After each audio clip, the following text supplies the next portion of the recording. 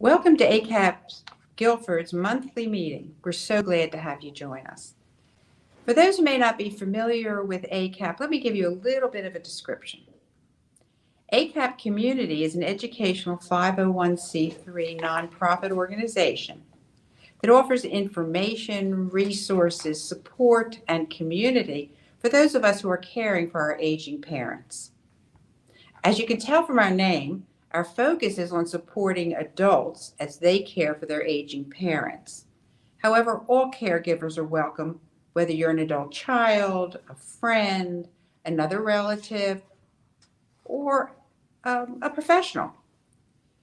Each of our 9 ACAP chapters, which are located along the Eastern Seaboard, offers monthly programs that address issues related to aging, family dynamics, and adult-child caregiving. Presenters are experts on the topics they address, and many are or have been caregivers for their own parents or in-laws. ACAP Guilford meets each month on the third Thursday at 6 p.m. While in December, right now, we are meeting virtually, our meetings regularly take place at Senior Resources of Guilford at 1401 Benjamin Parkway in Greensboro. We encourage you to come to our face-to-face meetings so that you can participate in conversation about the meeting topic and meet with others who are caring for aging parents. However, for folks who simply cannot participate in person, you can view our meetings on our Facebook page and the ACAP community website. Also, you can watch past presentations for all of the chapters by going to our YouTube channel. We have a wonderful sponsor for tonight's program, Griswold Home Care, and its director, Bruce McReynolds. Griswold Home Care prides itself in giving the help they need for folks to live in places that they love. No matter the situation, Griswold can help. Some clients are simply looking for companionship with others, while others require more involved personal care, live-in services, or overnight services. Office staff will sit down with you to discuss your family's needs and will personalize a care plan that accommodates them all. Griswold and their experienced caregivers are dedicated to helping your family members age in the place they love while providing you peace of mind that they are being fully cared for. For more information about Griswold Home Care, go to griswoldhomecare.com or contact your local office. Tonight, our program, Tips to Navigate Your Visit with Your Folks at the Holidays, is not only important, but it's timely. For many of us, this is the time in the year when we are most likely to visit with our loved ones and perhaps notice changes, needs, or concerns that we don't see if we live at a distance or have brief visits during the busy work week. We are very pleased and appreciative that Jennifer Harris of Age Advocate will give us guidance about what we may see, what we should look for, and how to respond if we do have questions or concerns. Ms. Harris comes to us with a passion for working with older adults and the background knowledge to help us notice potential issues. She has a Master's of Science in Gerontology from the University of North Carolina at Greensboro. She has served the North Carolina Department of Health and Human Service as a certified regional long-term care ombudsman. She is a member of the leadership team of ACAP Guilford County and an Alzheimer's Association Family Support Group facilitator. And she volunteers for Senior Resources of Guilford as an insurance counselor, a ship counselor, and a member of the Nutrition Advisory Council and Meals on Wheels team. Most importantly, she says, she's a mother, sister, long-distance daughter, and a local daughter-in-law. Ms. Harris, welcome. Thank you. And thank you for having me here tonight. I'm excited to share in this season with everybody. And it's hard to believe it's already December and We're all starting to gather with our loved ones. And I use the term loved ones, but I might be saying things like family, parents, family of choice. But what I intend to say in all of those terms is that there's no wrong way. They're all family. They're all your loved ones, and you get to decide that. So I use those terms interchangeably. Many scenarios that I will give are real life examples as well as case studies using my parents. Because as Cheryl said, I am a long distance daughter from Buffalo, New York, where my ma is, and my in-laws are here in North Carolina. So I'm in the trenches with you on this. Before you get ready for the visit, it is a great idea to ask your loved one, what is it that they might want help with when you're there? What do you think that you could bring? Are there any appointments you might want them to attend? And in time, you'll be able to hopefully meet the doctor or that special neighbor, the folks that are in their lives. But making the time during your visit can help in the future in identifying change. If there are multiple loved ones coming to visit, it might be good to have a chat in advance to figure out who's going to do what, so that not in front of our older adult do we want to be arguing over, I always have to do the dishes, or it's your, maybe mom's leaving the house to a particular relative, but they're not there. So do we need to have those conversations in front of our loved one, or do we keep it light by saying, hey, since I'm here? And a lot of times we'll hear, well, your father always did it this way.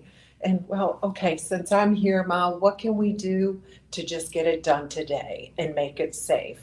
So asking your loved ones, what would you like to see happen? How do you want this to go? Not just about how to carve a turkey or what groceries to buy, but maybe if we get to do some repairs around the house and stuff too. So how do you get prepared? Bring your own charger cords if you're coming from out of town. Your loved ones probably aren't using the same technology you are. I often get asked, what is the best smartphone for my aging loved one? My answer is the one they know how to use. Do not push our technology on them. The one they can call for help with, the one they can call you with, is the one that will work best. So bring what you need to make sure your stuff is charged up. Some basic office supplies like a dark colored marker. I use a black Sharpie all the time. Things like an index card. We make instructions for how to use the remote, how to program the microwave, and sometimes taping those cards around the house or leaving them where a loved one can see them is helpful. File folders in case, the dining room table's mounted and we can't really sit down to our meal until we go through a few months of mail. So some folders, a shredder, or trash bags to safely identify this is trash, this is shredding, in case it's got sensitive information. I highly recommend bringing a camera if you're traveling from out of town, something you can capture images with. And Ma, if you're watching, this is how I help you fix the remote. I've taken a picture of what her remote looks like in Buffalo. And I can tell her from North Carolina what the name and the color of the buttons are by pulling that image back up on my cell phone. So if you can take pictures of those electronics or the thermostat that are likely to cause problems, those are some things that we want to have right there with you. A flashlight and maybe even motion censored night lights in case you have different schedules. It's getting dark by 10 after 5. Your loved one might go to bed quite early compared to you. And if it's a small home or you're sharing space, being able to respectfully move around but still be safe is important. If you're traveling by car and you can bring a basic toolkit, it might be a good idea just to fix the loose knob or just some little basics as seasons have changed. Maybe there's some weatherizing type of repairs that can be done. Also, don't forget to pack patience and understanding. Having a mantra, I think, is a great idea. A lot of times in my family, we say, we're making memories. And you'll pass someone in the kitchen or in the hall going, making memories, making memories. Have that space you can go to within yourself that you know is going to ground you and remind you of why you're there and the purpose. Making sure that your visit has intent, right? So how do you plan the day with your loved one? Particularly if you're not with them every day. Know their schedule. What is important to them? You might get up and go for a run at 6 a.m. before work, and you start your day literally off and running, and your loved one lounges in their robe, enjoying coffee. 3 hours with the newspaper and a puzzle. So we're going to have to adjust things to that schedule. You can still get stuff done, but probably be respectful of the environment. A lot of folks might take a little nap after lunch. If your loved one's in a long-term care facility, find out what that schedule is as you're in town for the visit. When are the meals? So that you know if there's kind of some downtime, some quiet time. Maybe you can go get your errands run and take care of other business during those times. Encouraging your loved one to get up and move is a great idea. It's easy for so many of us to get sedentary as we age. It doesn't mean doing what you do necessarily. Maybe just a walk in the park or around 1 or 2 stores, but not 3 or 6 stores, being respectful of limits. There has to probably be some tough conversation, particularly if change is upcoming or already starting. So kind of reading the room and knowing when it's time for those conversations can be important. Keeping your older adult loved one in the middle of that topic is really key. We don't want to sit down and break bread and so, do you want to be buried or cremated? Easy conversations, nice and gentle, not always, all of it at once, but trying to navigate those things together. And asking opinions, I think, is a great way to go about it. I like to relate things to others sometimes when there's hard conversations to say, I really liked how Uncle Joe wrote his own obituary. I thought about working on mine, even though it's just a draft at my age. But have you ever thought about what you would want in yours? Maybe not saying, hey, Ma, you're looking a little old and tired, but finding a way to slide it in as a compliment to someone in our lives who's previously passed. My favorite quote from World Down Syndrome Day this year reminds me of part of their credo: with us, not for us. So don't just go in and do for your loved one, change things that after your 3-day visit, they're not going to know where things are, how they work. Do it together. Ask permission. We all want to be included, particularly when it's my own space, my own healthcare, my own decisions. So please try to keep me, the older adult, in the middle of what you want to change or see happen. When you get to the house, use all your senses. Listen, look, smell, touch, taste. So many of those go with the holidays. But as you age, if you're now alone and maybe you weren't, or you've had to change from a home you were in for a long time to another environment, maybe with supports, it might not look and feel like holidays. So perhaps you can bring that to them while you're making these observations.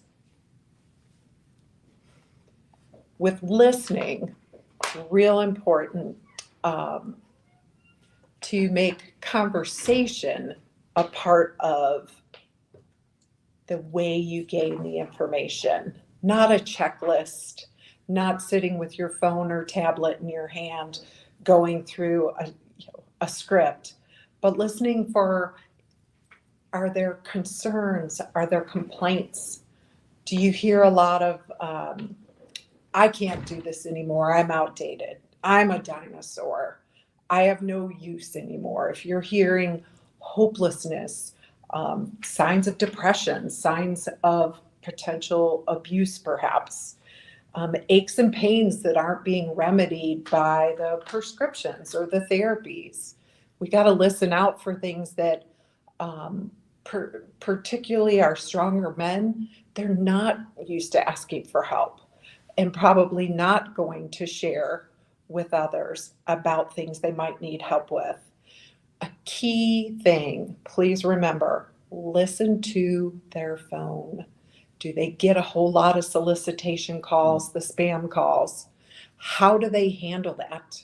Do they just hang up or not even answer and say, I don't know who that is, I'm going to let it go to voicemail? Or do they feel the need to rush and catch every call? Because they may be of a generation that didn't have voicemail, didn't use an answering machine. So if you miss the call, you miss the call. That can be a place where a fall can happen. But it also opens our loved ones for a lot of potential for exploitation. Frauds and scammers use the phone and purchase lists that have certain ages, certain incomes, in certain zip codes, and will call during times of the day that they know older adults are sitting by the TV very early, very late, and they're not always 100% alert. If you have any concern for your loved one, I really want to share, particularly around the holidays, the National Suicide Prevention Hotline, if needed. And maybe it's one of those things you just leave it on a note on the fridge, somewhere discreet, that your loved one will find it with a little note from you reminding them that they're valued. While you're looking, observe their balance, their gait. How fast do they get up out of a chair? How many pieces of furniture do they touch as they go across the room? Are the prescriptions from 3 years ago, or is it a current bottle? Are there some that aren't being taken? Maybe even ask your loved one, how do you know which ones you've taken? How do you know what's next? I often see along the baseboards of the kitchen and the bathroom those little pills that got dropped, and we want to hope that any house pets or small children don't find them first. But certainly making sure what's intended by the medical professionals gets into our loved ones. Take a look around at fall prevention, safety awareness, extension cords, throw rugs, what kind of footwear.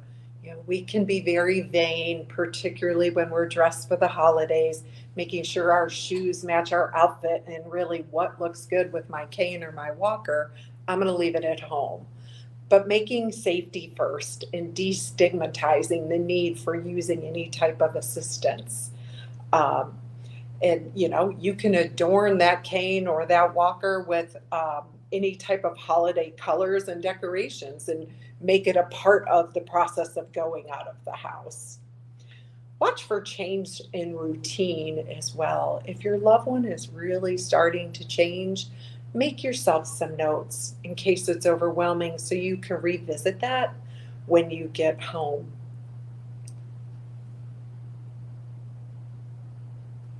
When you're in the house, smell.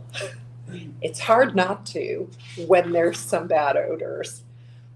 There are a lot of diseases with not healthy aging, but diseased aging, where the sense of smell diminishes. And like taste and hearing, it also can dissipate as you age. So that self-awareness that maybe I have way too much cologne on, or there's spoiled food in the fridge and every time someone opens it, it just fills the room. Is the house heated with a propane or a natural gas that has a strong odor? Making sure that the carbon monoxide detector has good battery backup and that you push the button and test it. Uh, are there incontinence odors? Maybe that's a change in the chair that they've been sitting in.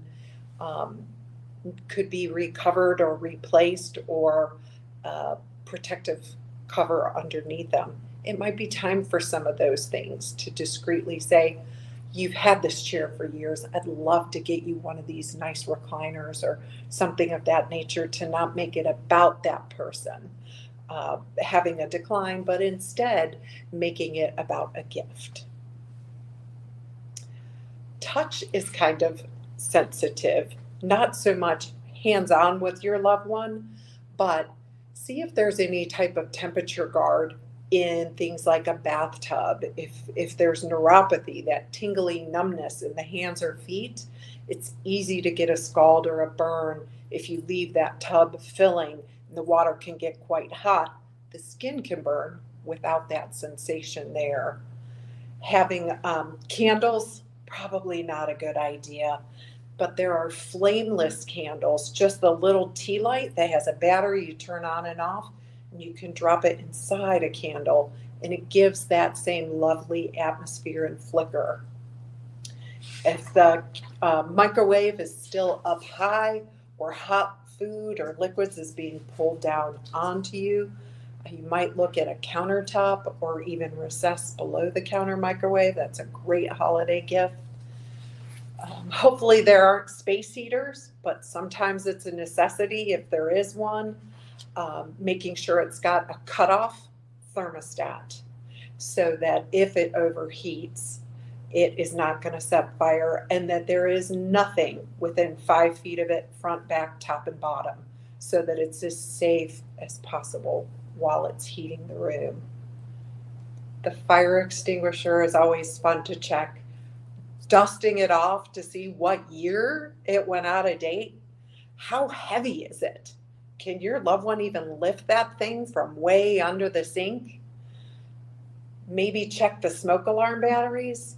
If our loved one listened to us and didn't climb on the kitchen chair to change the battery the last time they knocked the smoke alarm down, or used a broom to silence it and beat it out of the ceiling, we've all done it, because you burnt something, maybe push the test button while you're there, and even carry one of those 9-volt batteries, because we know it's going to need to be replaced typically.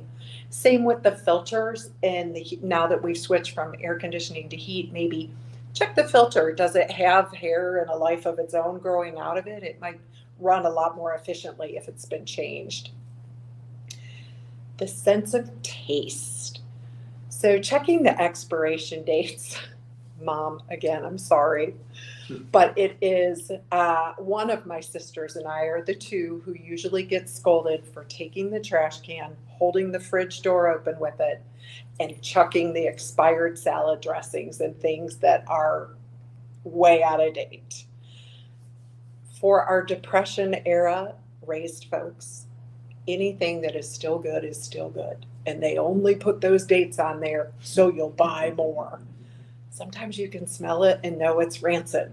Sometimes you can just look and see it's rancid.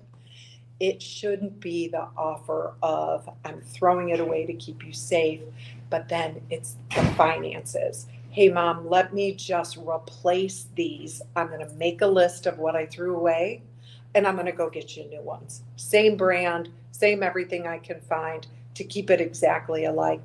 But you could be just making a difference in a potential bad tummy or dehydration from a couple days of a bad stomach from spoiled food. You might ask your loved one to cook for you or see what their meal looks like.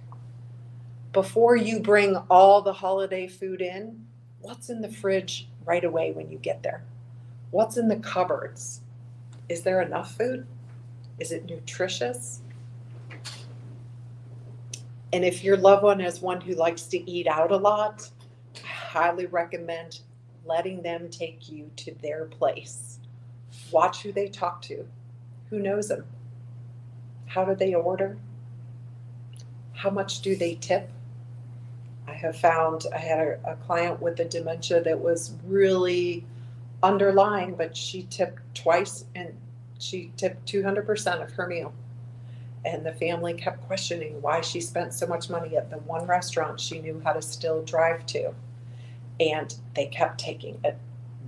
So I highly recommend to know those folks in your loved one's life. If they go to the same places, go with them. Meet those people and insert yourselves if they'll welcome it into that point in your lives. If your loved one's got caregivers who are coming in, please take time to meet them while you're there. If they're in a long-term care facility, try to come on each of the 3 shifts when you're visiting. There are different people, and if your loved one's a night owl, they might have the best relationship with the people who come on in the middle of the night. You can find out a whole lot from the people who spend 8 or 12-hour shifts with your loved one, with what's really going on, not the scripted phone call that we sometimes get. You can make a manual for the folks at home that has just some interests that your loved ones had throughout their life, maybe a page of history if they agree with it. Also a contact list. Who are all of us that care for this person? How do you reach us, and what's our relationship? Sometimes it's good to leave for your loved one as a reminder, as so many of us don't have house phones anymore. And I know my mom has said, forget it. I started writing your people's addresses in pencil because I would go through address books like crazy. And many of our loved ones use handwritten address books still, not electronic communication. But before you do any of these things, it's so important to ask. Again, do it with me, not for me. Things like getting groceries might seem like a huge task. And that might be some of the reasons that folks aren't eating nutritious meals. But if you can discover that and go through the process with them of going to the store, shopping, getting the stuff in the home, preparing it, maybe something like Instacart for the things that you know are always needed, and you can electronically place that order from anywhere.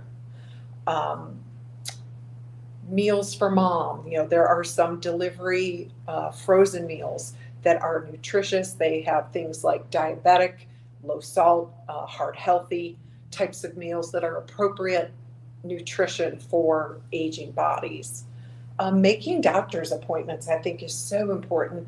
Asking your loved one, are they in their MyChart, their portal? Most folks don't even know what you're talking about. But that can be a way, again, from a distance, that you can be a part of what's happening with your loved one's health care.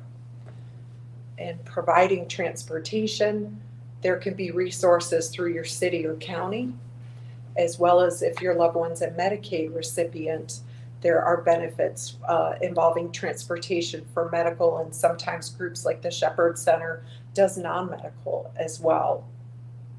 Medications can be delivered to the home.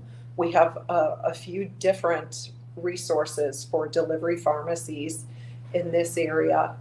And the stuff that piles up, there's too much mail, there's too many newspapers, things that just keep coming. Sometimes getting those out. We have professional organizers and trash removal folks who will come in and very respectfully help go through, organize, and remove. And so many of us involved with groups like ACAP can help point you to those resources. But while you're there, don't forget to be a loved one. There are certain conversations that really only you can have. If your loved one's still at home, or they're starting to feel like they're not successful in whatever environment they're in, then maybe talk about what it looks like when it's not the right place anymore. What is when it's too much for you? What does that mean? Tell me more. What is it with the medical treatments when I can't take it anymore? Help me know what that looks like so I can know when it's my turn as power of attorney, perhaps, to start being more involved. Same with estate planning and end of life decisions. Again, these are conversations that have to be really delicately inserted. And a great way to bring them into light is to talk about someone who's passed on already and the way they proactively or not handled it. And so you can use that as a segue into the conversation. Long-term care details. You know, some folks are afraid to share with us when they've had a fall because they're so scared that we're going to just put them away into a nursing home. That's it. When that's the farthest thing from the truth. There's so many steps in between a fall and going to a nursing home. And, you know, do you want me to come live with you? Are you invited? Is that on your wish list? Is there another place you'd like to go? Do you want to be in a community with people your age? Is bringing a pet important? We should talk about these things. So when the conversation is open to it, be able to have those gentle conversations, but don't make the whole trip about your to-do list and working that checklist, right? Respect me for who I still am and the things I can still do, but there's special reminiscing that only we can do together. Those photo albums are still a big thing. The slide deck that's in the big circle in the chain, pull those out. They still work. If you need help finding a restoration company to take that antiquated technology and move it onto something more modern, we've got resources. We can help with that. Having the documents that might be needed at a later date accessible, know where they are. My daddy always told us, bottom drawer on the right of my desk, kid. That's where it's going to be if you ever need it. Failed to mention where the key to the bottom drawer on the right was. And I can't tell you how many times I get handed a coffee can, an old metal coffee can full of keys, skeleton keys down in the bottom from the early days. There's a safety deposit box key to a bank unknown that's changed names 4 times. And that's where the important documents are. Before you need them while you're in town, go to that bank, see if they still even have the safety deposit boxes open. Where is the life insurance policy? Who are the beneficiaries? Sometimes they've passed on. We need to update those things. And if there's a long-term care insurance policy, let's know who the agent is. How do we reach them? What's the elimination period? Is there anything that you could be or are a co-signer on, like on a bank account? You should have copies of those documents yourself. And if your loved one is getting a little paranoid as they're having cognitive changes and they don't want you to take things out to run to the store and make copies, then using that camera, that phone, capture those documents. In the event of emergency from a long distance, you can prove who you are. With permission, ask for passwords. That is so important now that so much of our world has become technology-based. If you can't get into the account, it freezes sometimes at death. So what do we know? If mom can't find the checkbook and she keeps calling the bank, and every time they don't send you one book of 25, you get a box of 500. All those blank checks can create vulnerability. So carefully, with permission, try to secure things like birth certificates. If they were military, the DD-214, vehicle titles, birth certificates, social security cards. Make sure that social security card is not in a wallet being carried around every day. And then financial statements, if they're not managing them, perhaps rerouting to the financial power of attorney. Having a emergency folder can be a great idea. Some basic things in it. The call list of who all the loved ones are. How do you reach us and what's our relationship to you? Am I allergic to any medications? What are my current medications? Who's my doctor? How do you reach them? The front and back. The back is an important piece of insurance cards. The Part D, if there's a drug plan, we need that as well. The name of the pharmacy and the location. Just this, in this town, if you said the CVS on Battleground, there's probably 4 CVSs. Which one? Either the store number or the address. And then any legal documents pointing to advance directives and end-of-life wishes. If you have any concerns and you're in this area, in the Greensboro, Guilford County area, I just wanted to share the Family Justice Center. They have an elder abuse specific division. Our adult protective services are also there for our loved ones in the community. If your loved one's in long-term care, you have at no cost to you an unbiased ombudsman to help with advocacy and sorting things out. The adult home specialist is there to help in family care homes as well as assisted living. And in skilled nursing facilities, the Department of Health Service Regulation can help with any types of complaints or mediation. The Senior Resources of Guilford, who's gracious enough to host us here tonight, the senior line is something I have on speed dial in my phone, but the programming and stuff that happens here is fantastic, as well as Guilford County Department of Social Services put the number on there. If you're in the process of spending down to Medicaid or need help with the transportation services like that, I want you to have those resources as well. Thank you for letting me share what I feel is important tonight. And I am open to hearing from any of you if I can add any further information in this market or resources for you in other areas that will help make your visit through the holidays more meaningful. And I wish everyone the best of peace and joy.